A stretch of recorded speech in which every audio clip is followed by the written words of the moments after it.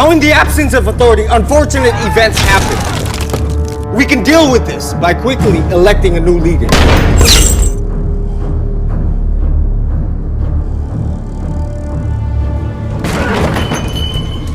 Episode 2 is really starting to deal with, okay, what happens? What do we do now? This is chaos. We're now free, but we've got no law and order. I'm the biggest supplier of The biggest supplier of lies, you cheating bastard! Chi's mortal enemy is Jambu. There's always this fight with him.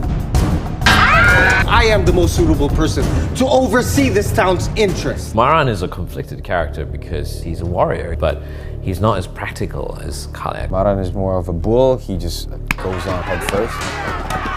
Sometimes his judgment is not always correct, but he believes what he's doing is for the good of his fellow countrymen. You did not win this town. She is the true hero of Grisse's freedom. Episode 2 is pivotal because it's about establishing Kalia as a reluctant leader. Just because she was a momentary spark doesn't mean that she has to be the fire that continues. I'm the elected leader of Grisse. What is your name? Kalia. I knew I wanted to look at a town with such diverse groups of people. Kalia is the type of person that she's simple. She came from a farm. She's not just a farm girl. She can hunt, she can use knives, she can fight. There's one side which is occupied by the Chinese, and there were also what we call half-breeds in the show, mixed. She's a businesswoman. She's calculative, but she's not a girly girl. She's tough. So Jambu is the leader of the half-breeds who owns a bar, sells alcohol, opium, does a bit of prostitution.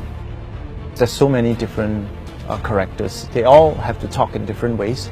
Yes, the language is English, but we need to give them a different character, a way of speaking that differentiates them from one another to come up with the right voices for the characters. Quick with that thing, samurai. I'm not samurai.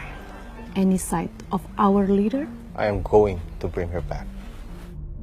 Moresby is a man of maybe two faces at all times. He's someone that, has a light and dark side. He's able to read a room and let people think they know what he is, but deep down he's actually something else. You want to make sure that all your characters are very individual. They're not interchangeable with other characters. You want to have a very distinct feel to them, a very distinct personality to them, and a very distinct look to them.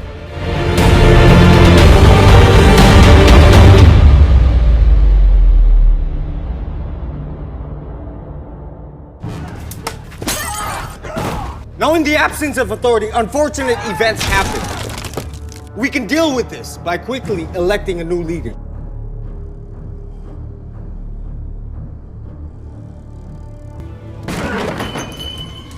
Episode 2 is really starting to deal with, okay, what happens?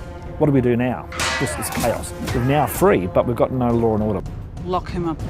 Keeping down alive is probably one of the few bargaining tools that they have. If the Dutch do come back, we've got a hostage. Episode 2 is pivotal because it's about establishing Kalia as a reluctant leader. She is reluctant. I mean, this is all new. She just wants to go home. This is not her own doing. She's got no business being there. The turning point was this vision of a young boy that's a reminder of her brother's spirit and her father's spirit. Saved us. We are not afraid of our enemies, and we will fight them until the end. Losing Jarwo and Ningsi motivates her to be a good leader. There's a lot in Grisse that is lacking in hope until Kalia comes. Moresby's affected by that catalyst of hope. You're free now. So what do you suggest we do in the meantime? Form a council. Moresby is a threat to Marthino.